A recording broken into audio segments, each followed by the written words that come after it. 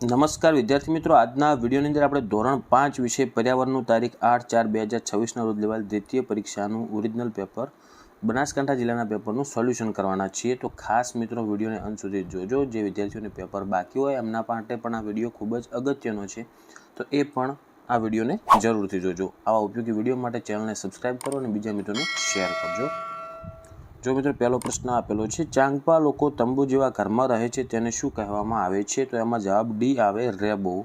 બીજું છે, અથર્વ લીલોતરીથી છવાયેલા પહાડો ધરાવતા સ્થળે ફરવા જાય છે તો તે સ્થળ કયું છે? તો એમાં જવાબ આવશે સી, મનાલી. ઓકે. ત્રીજું, ભારતના નકશા મુજબ મુંબઈથી દિલ્હી સુધી મુસાફરી કરતા કયા કયા રાજ્યોમાંથી પસાર થવું પડે છે? તો એમાં જવાબ આવશે ઓપ્શન એ, ગુજરાત અને રાજસ્થાન. પછી પ્રશ્ન આપેલો છે, મીના અને મમતામાં સમાન શું છે અને તફાવત શું છે? તો જુઓ મિત્રો, આ આપણે જે આઈએમપી પેપર મૂકેલું હતું ને ધોરણ 5નું, એમાં પ્રશ્ન બેઠો હતો જ. તો તમને જે વિદ્યાર્થી જોયું છે એમને ફાયદો થયો છે. તો જો સમાનતા લખો, બંને જોડિયા બહેનો હોવાથી તેમનો દેખાવ, ચહેરો, આંખો, કદ આ બધું સમાન છે. તફાવત શું? તો મીનાને 2 ભાષા આવડતી, તમિલ અને મરાઠી, જ્યારે મમતાને માત્ર મરાઠી જ આવડતી હતી. બીજું, તમને તમારા પિતા તરફથી શું શું મળ્યું? તો મેં તમને આગળ જે આઈએમપી પેપર મૂક્યું ને એમાં તમને તમારી માતા તરફથી શું શું મળ્યું એવો પ્રશ્ન હશે, તમે ચેક કરી શકો છો. તો આમાં જવાબ આવશે મિત્રો, વિદ્યાર્થી પોતાની રીતે લખી શકે છે. જેમ કે તમે આંખોનો રંગ લખી શકો, વાળનો પ્રકાર લખી શકો, સારા સંસ્કાર લખી શકો, ઊંચાઈ પણ લખી શકો, મજબૂત શરીર પણ લખી શકો. હવે જુઓ, વિકલ્પમાંથી આપણે વિકલ્પ પસંદ કરવાનો છે કે દામજીભાઈ બીજને સાચવવા માટે શાના પાન મૂકતા? તો એમાં સી આવશે, લીમડાના. બીજું, ગુજરાતમાં ખેડૂતો વાવણીની શરૂઆત કયા મહિનામાં કરે છે? તો એમાં અષાઢ, એટલે ઓપ્શન બી આવશે. ત્રીજો, કયા તહેવારના દિવસે આપણે ઊંધિયું અને જલેબી ખાઈએ છીએ? તો એમાં ઓપ્શન એ આવે, ઉત્તરાયણ. પછી આગળ છે, ગરમ ચા હવામાં ખુલ્લી રાખતા કેમ ઠંડી થઈ જાય છે? તો આપણે લખવાનું, બાષ્પીભવનને કારણે ચાની ગરમી હવામાં જતી રહે છે, તેથી તે ઠંડી થઈ જાય છે. બીજો, સંગીતના કયા કયા સાધનોના તંગ પડદાને ધ્રુજારી વડે વગાડી શકાય છે? મિત્રો સેમ બેઠો પ્રશ્ન આઈએમપી પેપરનો. તો તમારે લખવાનું હતું આમાં કે ઢોલક, તબલા અને નગારું. પછી ગુજરાતમાં થતા ગમે તે 4 પાકોના નામ લખો. તો ઘઉં, બાજરી, કપાસ, મગફળી, તમારે જે લખવું એ લખી શકો છો. જોડકા જોડવાના છે. તો મિત્રો જુઓ, આ જોડકા પણ સેમ આ જોડકા છે અને પહેલામાં પ્રશ્ન આવતો.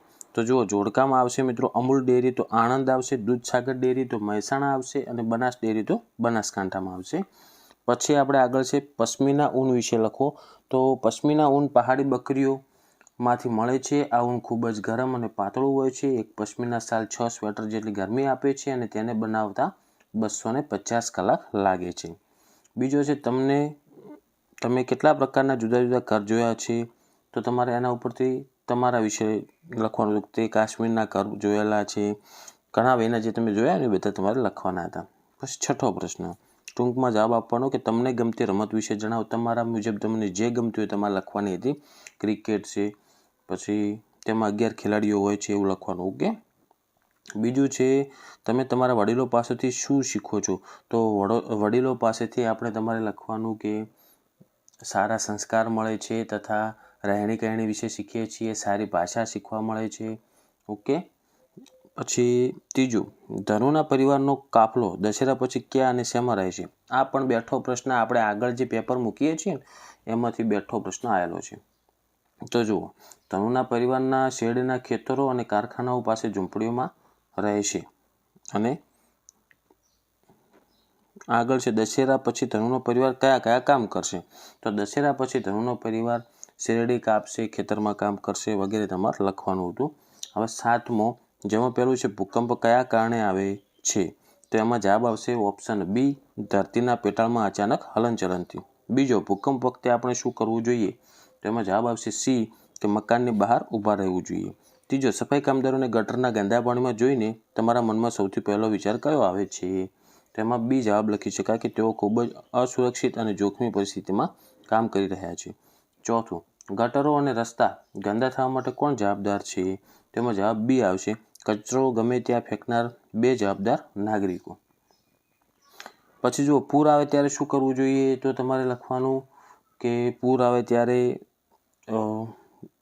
ઘરનો માલ સામાન લઈ અને થોડુંક સ્થળાંતર કરવું જોઈએ. બિલકુલ પાણીની અંદર સાહસ ન કરવું જોઈએ, પાણીથી દૂર જવું જોઈએ. આ રીતનું તમારે લખવાનું હતું. બીજું છે ગંદા પાણીથી ભરેલા ખાબોચિયામાં શા માટે દવા છાંટવામાં આવે છે? કારણ કે ગંદા પાણીના ખાબોચિયામાં જીવજંતુઓ ઝેરી જેમ કે મચ્છર જેવા મચ્છરો રોગીઓ પેદા કરતા મચ્છરો પેદા થાય છે, એટલા માટે એમને નષ્ટ કરવા માટે દવા છાંટવામાં આવે છે. 8મું, કયા રાજ્યના લોકોનું ચહેરા નૃત્ય જાણીતું છે? એમાં આવશે ઓપ્શન એ મિઝોરમ.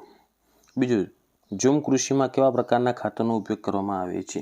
તો એમાં બી જવાબ આવશે અનિચ્છનીય છોડને બાળીને મળતી રાખનું ખાતર. ત્રીજું, સૂર્યમણિના કેન્દ્રનું નામ શું હતું? તો એમાં જવાબ આવશે ઓપ્શન એ તોરંગ. ચોથું, સૂર્યમણિ સાથે બાળકો જંગલમાં જઈને શું કરે છે? તો એમાં જવાબ આવશે ઓપ્શન ડી ઉપરની ત્રણેય બાબતો કરે છે, એટલે કે કૂદે છે અને દોડે છે, વૃક્ષો પર ચડે છે અને કૃદક ભાષામાં ગીતો પણ ગાય. બધું આવશે ઓપ્શન ડી. અને 5મું, જંગલો સહિયારી બેંક છે એટલે શું? તો એમાં જવાબ આવે સી કે જંગલો પર આપણા બધાનો હક છે. ઓકે મિત્રો, તો આ થઈ ગયું આપણે ધોરણ 5 વિષય પર્યાવરણનું ઓરિજિનલ પેપર. ઓકે, તમારે કેટલા માર્ક્સ આવશે કોમેન્ટ કરજો. આશા રાખું છું કે વિડીયો તમને ઉપયોગી બન્યો હશે તો વિડીયોને લાઇક કરજો, બીજા મિત્રોને શેર કરજો. આવા ઉપયોગી વિડીયો માટે આપણી ચેનલને સબસ્ક્રાઈબ કરજો.